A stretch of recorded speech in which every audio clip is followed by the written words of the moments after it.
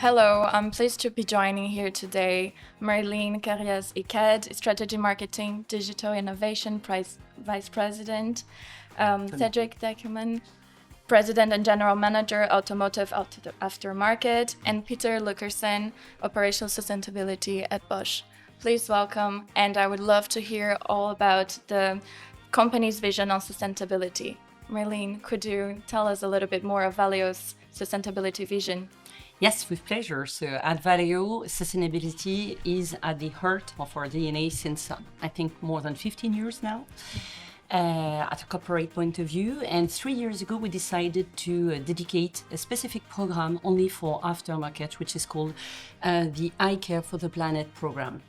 And this program is organized around 4 poles. The first one is to develop more circular economy. So that means that instead of wasting former materials, we are re-including them. In on average, it is 80% of raw materials that are reused for reman products, for example, so it's absolutely key. Then we are also designing specific innovation which are eco-design, like it is the case with Canopy, the first wiper blade that has been made with an eco-design approach and which is reducing by 61% the CO2 emission reduction. Then we are also accelerating mobility electrification, offering both parts but also solutions for EV charging, cables or chargers. And finally, we are more and more adapting our packaging and our transportation to reduce also the consumption of plastic, for example, which has been totally eradicating, for example, for wiper packaging. Yes, this is great. And I would pass it on as well now for Cedric. Is there other projects as well as the ones presented now from Valeo at Mananomel? Yeah. First of all, thank you for the invitation. I will start with a bold statement. Filtration makes the future. Filtration is a sustainable product or a solution by definition. And at Manhommel, the last 85 years, we have been focusing on providing filtration products for automotive and industry, heavy duty, air filtration and water filtration. With that said, I will say that our vision from the very first was already to be sustainable. But after the climate agreement in 2015, we have been accelerating our strategy toward sustainability by defining a clear roadmap up to 2015 on how to become carbon neutral across the board. The first goal is by 2035 to have all our facility being carbon neutral, and by 2050, the complete supply chain. But by the end of this year, we will achieve the first milestone by having all locations equipped with electrical renewable energies. This is very critical. So at the end, we have defined also some initiatives that we will discuss about later on that will accelerate this target that we have defined for Manhommel. Thank you very much. Are there any priorities that translate on those programs? Yes, we are really focusing on energy efficiency, wastewater management, water conservation. We are focusing on local sourcings and eco-friendly raw material because at the end, the majority of I would say carbon emission is coming from our materials that we buy and that we use. So we have also focused on that product. But more important at the end is also the awareness of our people on the education towards sustainability. Thank you very much. You're welcome. Now I would like to pass the same questions, but what are the priorities and the keys, actions, and also is a new thing sustainability at Bosch? Again, also thank you very much for the invitation today, and it's really nice to be in this round. And in the mobility aftermarket, where I'm the director of operational sustainability. I'm heading the overall strategy and also initiatives which we are doing globally. And while sustainability, this is not a new topic. We all have HSE departments for quite some time in our companies, and also we are publishing a sustainability report now for almost 30 years.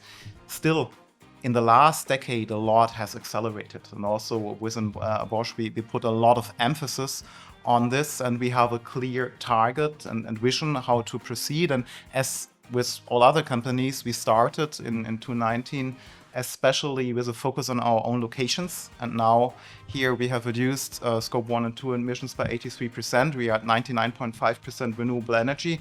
And then the next thing, of course, is how to work on this scope 3 emissions, because this is the hardest thing. Your own operations, you are very close to, but with your suppliers and also with your products in the field, there you have to look how to can drive it, how to can make things differently, how to basically change what we have used to know for the last 16 years. So our focus under 2030 will be to, on the one hand side, have all and every of our packaging recyclable, and also to reduce the CO2 emissions, not only in scope 1 and 2, but also, of course, in scope 3. So we reached at this point almost 30%. Now the next thing is the next 70%, because this is the much more harder part. The good thing about this is we are all in the aftermarket. And in the aftermarket, we know for 60 years or more circular economy. We know it especially in Europe and North America, but there are other regions. For example, we are growing strongest in China and in Brazil these days in circular economy. And circular economy is positive for all of the sustainability development goals. So we have a strong focus on remanufacturing, on just bringing new products here to a remanufactured platform, to bring it to new markets globally. And especially also outward looking, we have the strong belief, especially for electrified vehicles with technical parts, there will be no profitable aftermarket for all of us, if not for circular economy. So this is our focus, and let's discuss a little bit more about this, I think. Yes, I would love to hear from Marlène. You're saying about this amazing project, I Care for the Planet, and their initiatives on developing a circular economy. Can you talk about the material sourcing? Yes, absolutely. And I think that the best here when we are talking about sourcing raw materials is to try, first of all, to consume less raw materials. And I'm happy to share with you a scoop today because we have a new innovation, a Valeo patented products that we will launch in 2 months. So let's consider it as a teaser today. But it's, I was talking about innovation previously, and I'm confirming that we are go on investing in innovation. For this new product, we are going to reduce significantly the number, the size of the raw materials by 30%. 30% will be reduced. And so this for sure has a significant impact in terms of preservation of the resources. And in parallel, we are going on increasing the performance, particularly in that case, about the lifespan, of the product. So this will be said more in detail in 2 months, but you've got already a flavor. Thank you so much for trusting Nexus and to sharing this with us today. Cedric, do you also have more information on sourcing raw materials in a more sustainable way? Yeah, actually, as I mentioned before, the majority of the carbon emission is coming from our raw materials, since we buy and use that. We have to also from our end, I mean, reducing the materials is very difficult for a product, but we can also adjust the type of material that we're using. For instance, if you, I would be now a bit technical, if you take a filter for the air filtration, we use what we call phenolic resin to enhance the stability of the plates. And this is a fossil-based materials, so we can adjust the composition that we are using by using a new plant-based material lignite that we would mix with phenolic to reduce by 5% the emission. And 5% may seem pretty small, but if you consider the volume that we are selling for one element on a heavy duty, for instance, we are talking about more than 4 tons CO2 that we will save by that. And by going in this process, our aim by 2050 is to reduce 1.4 million tons of CO2 to come to neutrality, which is the aim that we have, with about 0.2 million that we intend to have already in 2025. So this is the process that we are using in terms of materials carbon savings at Manhomer. Thank you. Thank you. Peter, I also like to go forward with this question of material sourcings and raw materials. Could you also tell us what you have at Bosch right now, or the next plans, but also the main constraints and logistics on, or maybe regulations that could either leverage this, or it's a little bit of a barrier? Well, you touched a little bit on regulations, and regulations is always a tricky thing.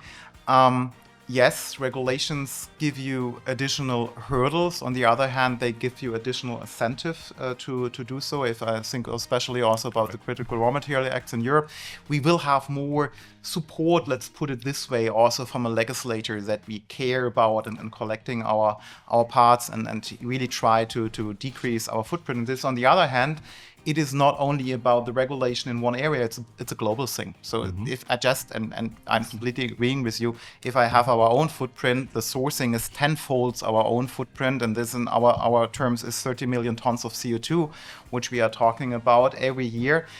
And there we can do something significantly. Just talk about steel. If I talk about a classic steel, we are talking about 2.5 to 3 kilograms of CO2, but you can get down to 0.5 kilogram of CO2 per ton of steel. And this you can do on a global scale. So we are clearly aligning, especially also with our supply chain, because we do not have to forget our suppliers. They have to invest in different technology. They have to invest in electric arc furnace and also in hydro steel.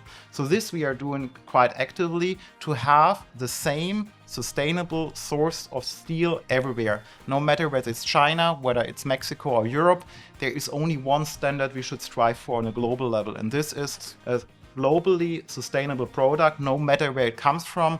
And if we are talking about our brand proposition, not only from ourselves but from others, we should talk about making sustainability the same as quality. So in the future, we will always talk about sustainability and quality, and it should be no matter where it's sourced from, all products have to fulfill the same requirements.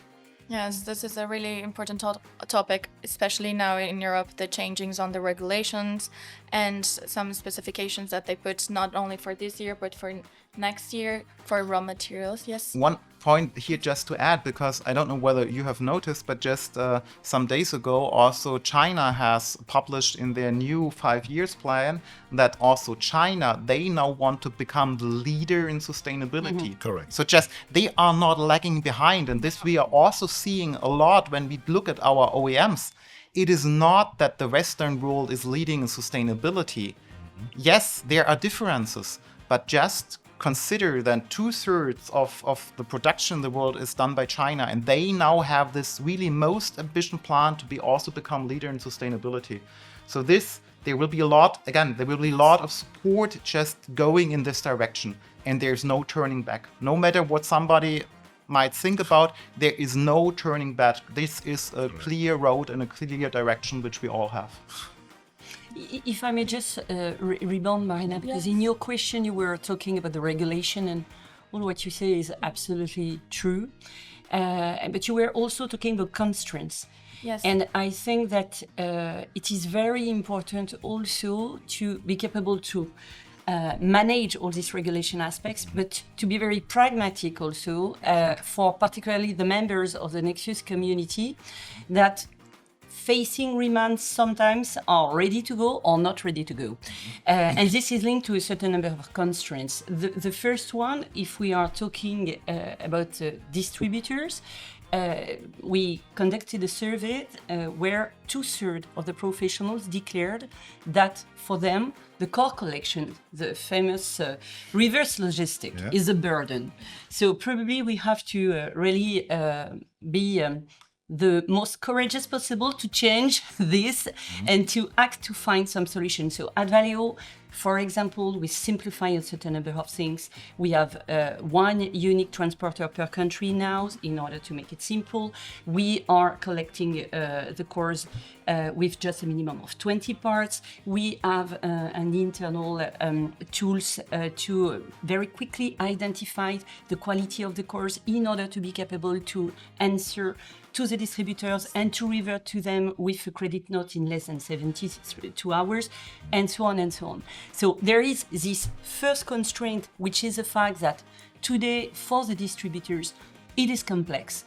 We have to say it. So we all have to find solution to make it simple. And the second point is at the workshop level, because they are not convinced for the moment about the quality of reman. And some of them are afraid to fit some reman parts. 1/3 of them in Europe say, I'm not convinced. So here also we have probably all together to train them, to inform them. This week we are launching 3 new modules on Valeo Tech Academy to modify, let's say, the vision about reman for workshops. Yes. And I think it is a collective job if we want to change the image of reman. Also, this is key for all the value chain. This is this is exactly about the marketing expansion. The expansion that is also a pathway to achieve those expansions. Do you have any? Yeah, I mean, I want to rebound back to what my colleagues here mentioned, that it is very critical, and in terms of expansion, you have also to remove all the roadblocks that could enable that to happen, and also to make the people aware of the urgency of going toward the sustainability. We talk about what's happening in Europe. You mentioned about what happened in other continents, but we have at Manhumble, for instance, the opportunity to develop sustainability index for Africa countries, enabling them to have like a financial rating, a rating on where they are toward the Sustainability Act that they have signed with the African Union. And this is not helping only government, but it's helping investors, all the stakeholders to understand exactly what needs to be done. And we, as Automotive Aftermarket community, have the duty, the responsibility to make the sustainability in all aspects and the carbon neutrality possible. So this is the reason why we at Manhumble have also developed new products range, as I mentioned before, using a different type of material to make it more sustainable, but also being in the water filtration, we are also capable to help also plan to have water recycling.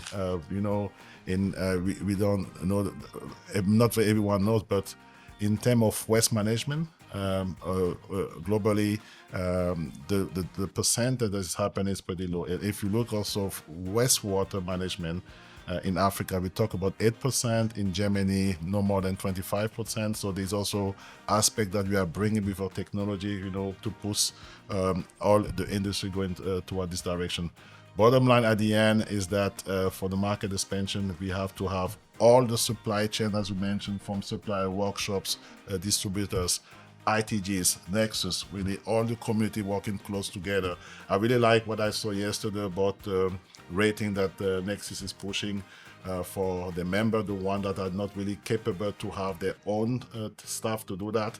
This is a good start, but we have to work close together. We have to exchange with our peers from the market also to understand how together we can develop a strategy for the automotive aftermarket, but also for the complete industry. For sure. Perfect. Peter, also on this marketing expansion, and now if you allow me to go also a little bit forward with the discussion on how NEXUS community partnership can accelerate this growth and accelerate this expansion. Well, NEXUS is, I think, in a very, very good position to help here, because what I mentioned earlier is we have, especially if we talk about reman, we have established market in US and in Europe. But this is a global thing, and NEXUS is truly a global ITG, and we have to address this, and we can also show and prove it that, for example, remanufactured product, they are standing not back to any new product. Correct. And especially if you compare it, there are a lot of new products which you can buy, which are by far worse than a good remanufactured product. We are even giving more, and I think it's same for a lot of other players, we are giving more warranty to remanufactured parts than for new parts because we trust in them. We never had any issue with remanufactured part, and we have to spread it, especially to those communities and those countries where they are not used to it. How can they trust in something if they do not have any experience? We have to show them, and we have to show them together that as an industry we are believing in this. And if we can do this together with NEXUS in a joint action, then I think we can create this needed credibility in the market to really push it. Because also in the past in Europe, for example, we already had much more remanufactured parts sold some 10 or 15 years ago. And then we really got a lot of new import sources, and now the overall share of remanufactured part diminished, which doesn't need to be the case. And we can also address this by educating the people and also showing them proof, and of course making it as easy as possible. I'm completely with you. It has to be no worry, no hassle for the distributor in the workshop. Same also here in our understanding. It has to be easy. It's an easy business model. You don't have to worry, and everything will work as much as possible as in a linear way. Of course, there's a little bit you have to still give it back, but I think this is easy to do so in the end if we make it a standard. The problem is if it's an exception, then it's additional hassle. Sure. We are reaching the end.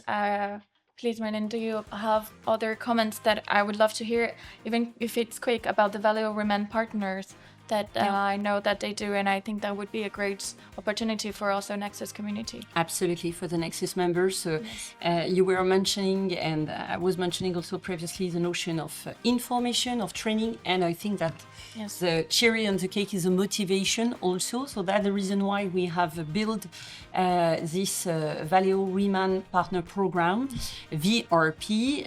How does it work? It's easy according to the level of performance of each distributor is going to benefit from a bronze, silver or gold status, which is going to offer him for sure bonuses, but also on the top the access of a certain number of privilege, like for example the visit of a factory to understand how we are producing, what is the type of quality standards that we are applying, which is at the same level at the OE parts, and this is essential, and also to discover new products that we are going to launch. And we have just announced yesterday at Rematex the launch of a new headlamp. We know that headlamps was not remanufactured for the moment, so this is a premiere. And it is very important because the cost of headlamps is very high and it's becoming complex, particularly with insurers' pressure sometimes to change them. So having an alternative, which is a Reman one, which offers the same level of quality but with a more affordable price, on top with good action for the preservation of resources, that's just perfect. And all this type of information, it is what we want to share among the VRP program with all the members. So I'm inviting all the NEXUS members in this new program. This is great, thank you. Any final statements, since we are running out of time and we already past it, please? If you could be quite short. Yeah, from my end, I was pleased to hear yesterday that NEXUS joined the United Nations Global Compact Program initiative. We have been member for years. We have been rated also by EcoVadis with this regard. I think that NEXUS becoming an ambassador for our community is very critical. So we are looking forward to support also NEXUS in this initiative to make sure that all the supply base, as you mentioned, is where I really like when you talk about your different program, and we touch base with you afterwards about that. With pleasure. But I think that we all have to support that. We have to work together because it's not just about what we do, it's about make this world a cleaner world. Thank you. Thank you. And mayhaps one thing also about all of our motivation, what is our task? Our task is to make mobility happen. And in order to make mobility happen also in an affordable and sustainable way, we have to work on all of our products. So in the end, we will make all products sustainable. Everything needs to be recyclable. Everything needs to drive down also the footprint. And especially if you look forward to electrification, without circularity, and this is also important for NEXUS members, without circularity, you will not be able to have an affordable repair of electrified vehicles. It simply will not work.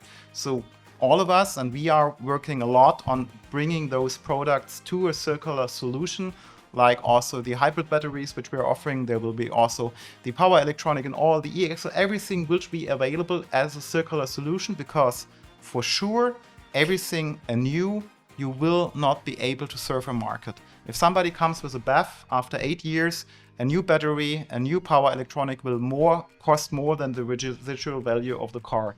So we all need to go in this direction. We will support, we will educate, we will help the NEXUS members and the workshops how to do it, but we have to go there now. Because if everything already is changed and the car park is there, and then you are not educated, not prepared to do it, then you will have a hard time to do so. Thank you very much. Marlene, any final statements as well, or? No, I think that all- I've got the impression that we are on the same page. So now let's make it in action. This is great. Thank you very much, everyone. Thank you.